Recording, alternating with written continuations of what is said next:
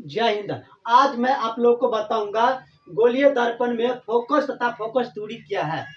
हाँ दोस्तों, आज ये बताऊंगा आप लोगों को गोलीय दर्पण में फोकस तथा फोकस दूरी क्या है। तो इस वीडियो को एंड तक देखिएगा। चलिए मैं ज्यादा देर न करते हुए अपने वीडियो को स्टार्ट करता हूँ। देखिए, सबसे पहले मैं गोलीय दर्पण में फोकस तथा फोकस दूरी को बताने के लिए सबसे पहले मैं आप लोगों के सामने कुछ ऐसी पॉइंट दिखाता हूँ ताकि समझने में आसान हो। देखिए, यहाँ पर पहले समझ लीजिए, जो भी देखिए यह क्या है, मुख्य अक्ष के समांतर चलने वाली आपतित किरण। उसके बाद फोकस की दिशा में आपतित किरण। देखिए, जो भी किरण आता है और जो भी किरण आपतित होती है ना, उसका परावर्तित किरण वो अलग अलग सिस्टम मतलब वो अलग अलग दिशाओं में होता है, एक ही जैसे नहीं होता। चाहे उत्तल दर्पण हो या अवतल दर्पण हो, उसका जो आपतित होती है और उसका जो परावर्तित होती है, जिसमें परावर्तित किरण वो उसका दिशा अलग होता है। भले वो आपतित किरण जिस दिशा से हो, लेकिन उसका परावर्तित किरण उसका अपना अलग रास्ता होता है, जो मैं यहाँ पर आप लोगों को बताऊंगा।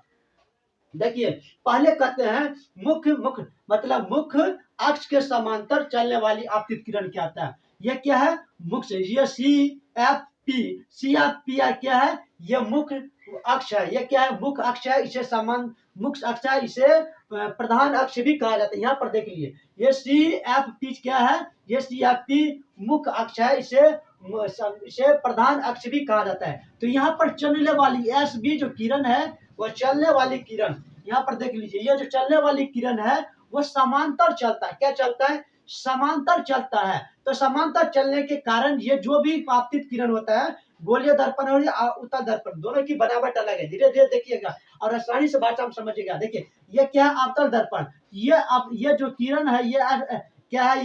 ये एस बी जो है, ये आपतित किरण है और मुख्य समांतर के मुख्य अक्ष के समांतर चल रहा है। तो जो भी मुख्य अक्ष के समांतर जो भी आपतित किरण होती है, वो उसका परावर्तन वो फोकस से गुजरता है। क्या गुजरता है?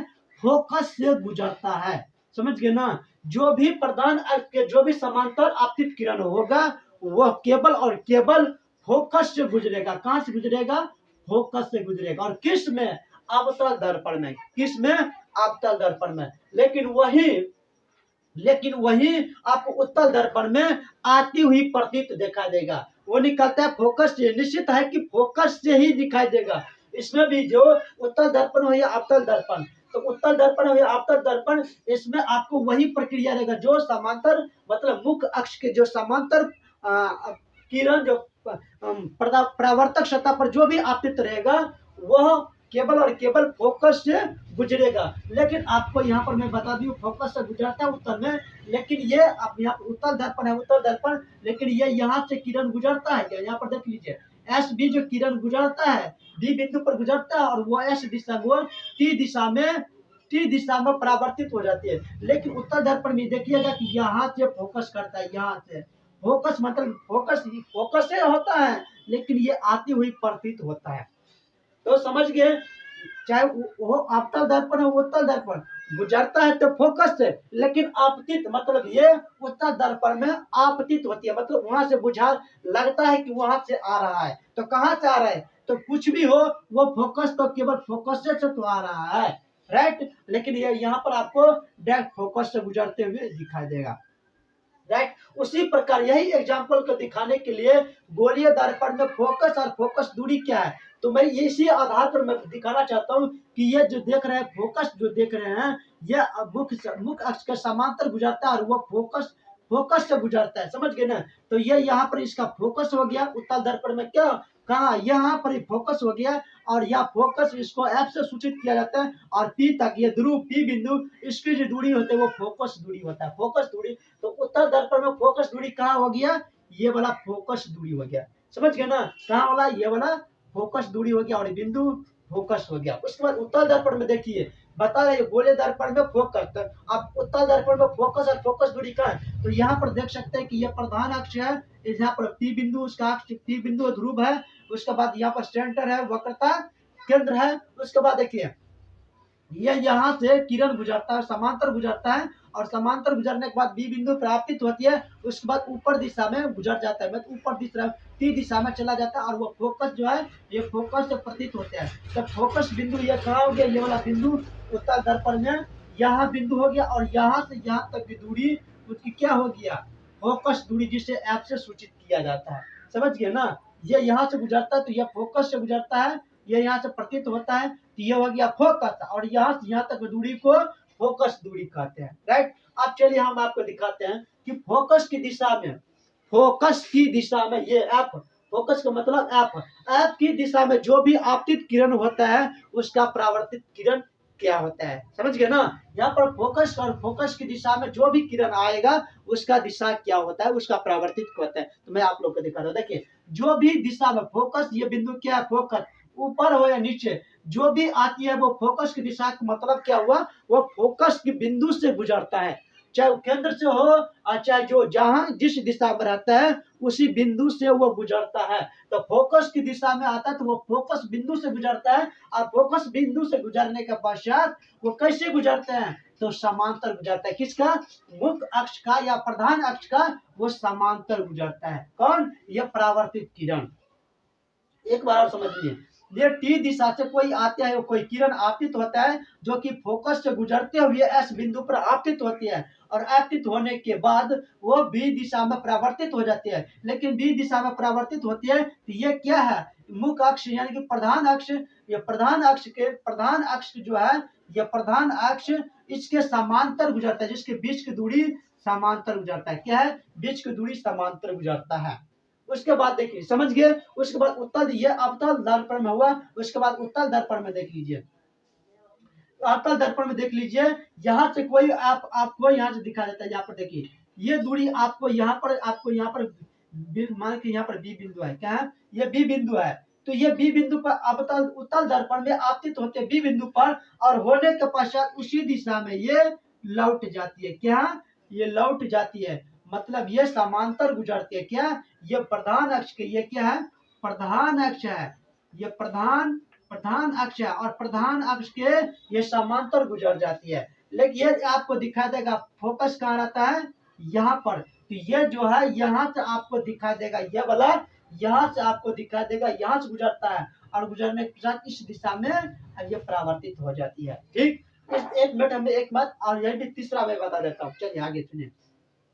उसके बाद समझिए उत्तल दर्पण में और अवतल दर्पण में, अवतल दर्पण या उत्तल दर्पण में जो भी फोकस से आपतित किरण होता है वो प्रधान अक्ष के समांतर परावर्तित हो जाता है। समझ गए ना, उत्तल और अवतल में। तो उत्तल में तो क्या होता है, वो प्रतीत होता है, और अवतल में तो डायरेक्ट उससे चिन्ह से ही गुजरता है, उसके बिंदु से ही गुजरता है। राइट। उसके बाद देखिए तीसरा नंबर पर है वक्रता केंद्र की दिशा में आपतित किरण। जो भी मैं आप लोगों को ये बिचला तीर दिखाता हूँ, वो बिचला तीर दिखाता हूँ, वो क्या है, अभिलंब है। और अभिलंब आपतित बिंदु पर लंब अभिलंब ही डाला जाता है, क्योंकि ये जहां पर मिलता है वो अभिलंब डाला जाता है। और अभिलंब क्या होता है, जहां पर अभिलंब डाला जाता है तो वहां पर आई कोण और आर कोण का निर्माण हो जाता है। समझ गए ना, और उसको जहां तक उसको महसूस प्रतीत होता है वहां तो उसको बढ़ाया जाता है, जहाँ की यहाँ पर बढ़ाया जाता है। तो उसको ध्यान से देखिएगा, जो भी अभिलंब डाला जाता है उसको जो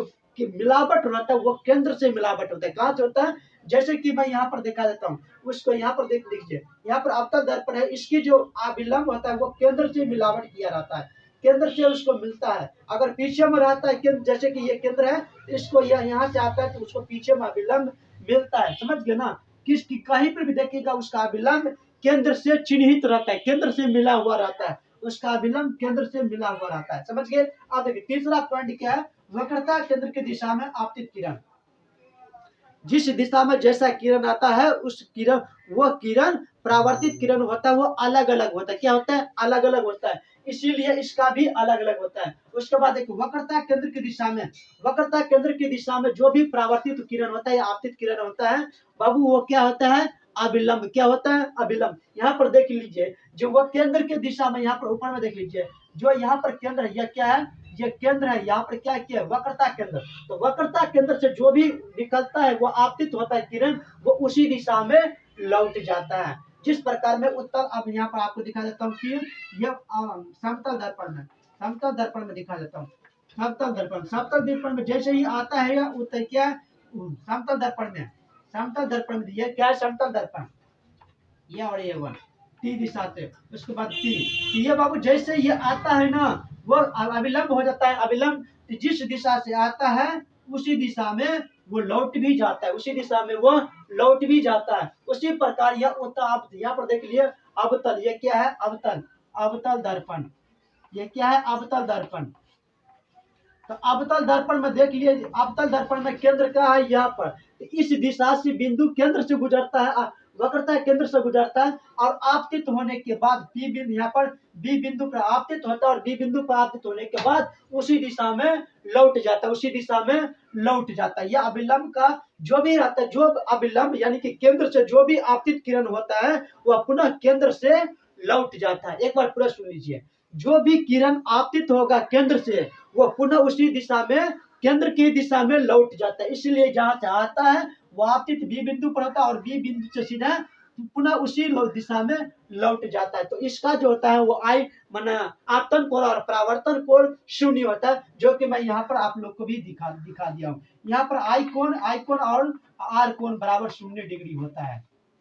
आपतन कोण और परावर्तन कोण 0 डिग्री होता है। इसीलिए जहां भी अभिलंब बनते हैं या डाला जाते हैं वो केंद्र से ही उसका मिलावट रहता है। तो उम्मीद है कि ये भी वीडियो आप लोग को बहुत अच्छा लगा होगा। यदि अच्छा लगा तो प्लीज चैनल को सब्सक्राइब कर दीजिएगा, साथ साथ बेल बटन को दबा दीजिए, क्योंकि मैं बहुत मेहनत से आप लोगों के लिए वीडियो बनाता हूँ। तो फिर इसीलिए बेल बटन को दबा दीजिएगा। तो फिर मिलते हैं अगले वीडियो में। तत्काल जय हिंद, जय भारत, वंदे मातरम।